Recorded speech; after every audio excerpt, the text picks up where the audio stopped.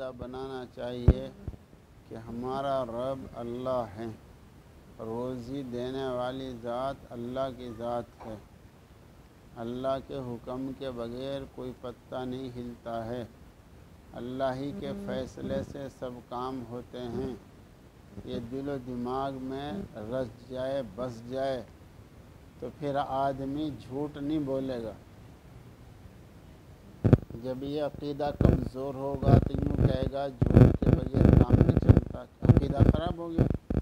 جب عقیدہ خراب ہوگا تو یوں کہے گا نمبر 2 کے بغیر کام نہیں چلتا، اور جب عقیدہ صحیح ہوگا تو وہ جھوٹ نہیں بولے گا، وہ دھوکہ نہیں دینے گا، وہ اپنی دنیا بھی بنائے گا اور آخرت بھی بنائے گا،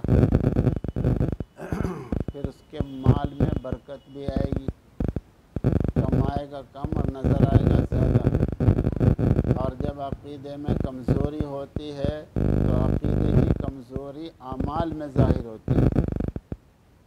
عقیدے کی کمزوری ہے یہ کہ آدمی جھوٹ بول رہا ہے روزی کے لیے، بڑھیا مان نہیں ہے، اس کو بڑھیا بتا رہا ہے، یہ ایمان کی کمزوری کی بات ہے۔ کسی چیز میں ایک وصف ہے، ایک گن ہے، ایک اچھائی ہے، وہ 10 بتا رہا ہے، تو یہ ایمان کی کمزوری کی بات ہے۔ جب ایمان طاقتور ہوگا تو پھر وہ کسی بھی طریقے سے دھوکہ دہی، جھوٹ، طوفان یہ کچھ نہیں کرنے کا۔ اس لیے سب سے بنیادی چیز عقیدہ ہے، اپنے عقیدے کو ہر وقت مستحضر رکھے۔ روزی دینے والی ذات اللہ کی ذات ہے، اسباب اختیار کرنے کا حکم دیا ہے، اسباب اختیار کرو۔ یہ کھیت کمانا یہ ایک اسباب میں سے ایک سبب ہے جی، اور یہ تجارت، یہ دکان، یہ اسباب میں سے ایک سبب ہے۔ اسباب میں لگنے کی اجازت دی ہے، مگر عقیدہ یہ رکھے کہ ان میں تاثیر اللہ ڈالتے ہیں، یہ اللہ تعالیٰ کے ڈاکیے ہیں، یہ اللہ تعالیٰ کے ڈاکیے ہیں۔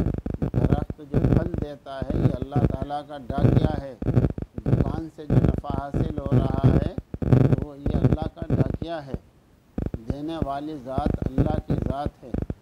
جب یہ عقیدہ صحیح رہے گا تو پھر آدمی اپنی زبان کو قابو میں رکھے گا، اپنی نظر کو قابو میں رکھے گا۔ اور ایک تیسری بات سنو، جس طرح پھول میں خوشبو ہوتی ہے تو کانٹوں میں بھی آدمی منہ رکھ دیتا ہے، تو اسی طرح آدمی کے اندر جو اچھے اخلاق ہیں وہ انسان کی خوشبو ہے۔ جب آدمی کے اخلاق خراب ہو جاتے ہیں تو اس کے اندر پھر خوشبو نہیں رہتی ہے، پھر مال چاہے گھٹیا لینا پڑے لیکن ایسے آدمی کے پاس نہیں جاتا ہے جس کے اخلاق خراب ہو گئے ہیں۔ آنے والا گاہک اگر بدتمیزی بھی کر رہا ہے تو بھی برداشت کرنا ہے۔ ایک تاجر نے بتلایا کہ مجھے کبھی کبھی گاہک کا تھپڑ کھانا پڑتا ہے پھر بھی چپ رہتا ہوں۔ اخلاق، حسن اخلاق اسی کا نام ہے، دوسرے کو نفع پہنچائے اور اگر وہ تکلیف پہنچائے اس کی تکلیف برداشت کر کے پھر بھی نفع پہنچا دے،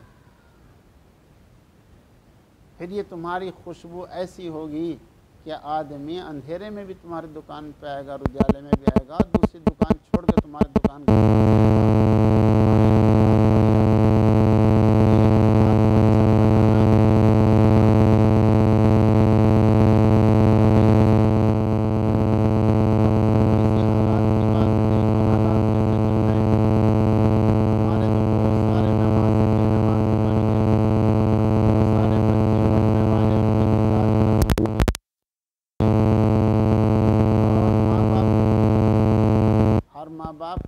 داری ہے کہ وہ اپنے بچوں کو نمازی بنائیں، ان کو اچھے اخلاق سکھائیں، ان کے عقائد ٹھیک کریں، ان کو پڑھنے کے لیے کہیں، پڑھانے والوں کی خدمت کریں، امام صاحب کی خدمت کریں، مؤذن کی خدمت کریں، مدرس کی خدمت کریں تاکہ ان کا حوصلہ بڑھے۔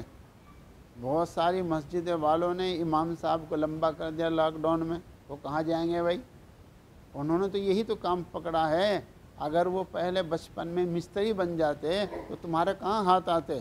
انہوں تو یہ سوچا چلو بھائی رب تو اللہ ہیں، چلو دین کا کچھ کام بھی ہو جائے گا جی، اور ہمارا بھی کام ہو جائے گا۔ اب تم ان کے پاس ایک تو ہنر ہے نماز پڑھانے کا، اور تم نے نماز پڑھانے کا چھٹی کر دی، مسجد بند ہے، تم بھی اپنے گھر چلے جاؤ۔ یہ ٹھیک نہیں کیا ہے ایسے لوگوں نے۔ ایک محلے پہ ایک امام نہیں سنبھلا۔ نہیں، آئندہ اس کا دھیان رکھیں کہ امام صاحب کی خدمت کریں، چاہے مسجد پہ پابندی لگے، چاہے مدرسے پہ پابندی لگے، لیکن اپنے اماموں کی قدر کریں، ان سے کہو تم یہیں رہو اور ترتیب لگا کر بچوں کو پڑھائیں۔ جی وہ تو سب ترتیبیں لگ جاتی ہیں جب مشورے ہوتے ہیں، تو خیر اپنے گھروں میں بھی ترتیب لگاؤ، اپنا کام وقت پہ اپنا کام بھی کرو، اور اپنے بیوی بچوں کو نمازی بھی بناؤ اور خود بھی نماز پڑھو، کپڑے مسلمانوں والے بناؤ۔ یہ دینداری کی فکر رکھو، ہمیشہ یاد رکھو مالداری رہتی ہے دینداری سے۔ کہاں سے؟ تم بتاؤ، کسی کا بچہ شرابی بن گیا تو ماں باپ کی ساری کمائی اڑا دے گا نہیں اڑا دے گا؟ تو دینداری کہاں کے ساتھ رہتی ہے؟ مالداری کہاں کے ساتھ رہتی ہے؟ دینداری کے ساتھ۔ دینداری صرف نماز پڑھنے کا نام نہیں، عقائد کو ٹھیک رکھنا، اعمال کو ٹھیک رکھنا، اخلاق کو ٹھیک رکھنا، معاشرے کو ٹھیک رکھنا اور معاملات کو ٹھیک رکھنا، ان سب چیزوں کے مجموعے کا نام دین ہے۔ تو یہ ہمیشہ یاد رکھو کہ یہ ہماری بلڈنگیں، یہ ہمارے کھیت، یہ ہمارے بچے سنبھالنے والے ہیں۔ اگر یہ بچے غلط عادت والے بن گئے تو ہمارے بعد سب اڑا دیں گے۔ اس لیے اس کی فکر کرو۔ سارا وقت تم نے دکان کو دیا، سارا وقت تم نے تجارت میں دیا، اور بیوی بچوں کو آوارہ کر دیا، ان کو وقت نہیں دیا ہے۔ بچوں کو پیسے دیے وہ چوک میں چلے گئے، بیوی کو پیسے دیے وہ بازار میں چلے گئی، وہ آوارہ بن گئے۔ ارے بھائی کچھ وقت بھی دے دو۔ اپنے بیوی بچوں کو وقت نہیں دیتے، عشاء بعد بھی جاتے ہیں گھر میں تو بھی موبائل ہی کھول کے جاتے ہیں، تو وہ تو وقت موبائل کو دے رہے ہو، بیوی بچوں کو نہیں دے رہے ہو۔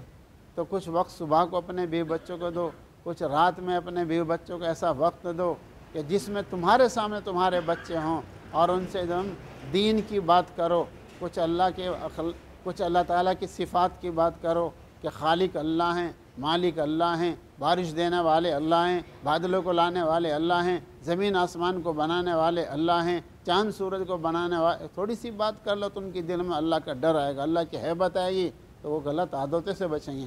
اللہ تعالیٰ توفیق عطا فرمائے۔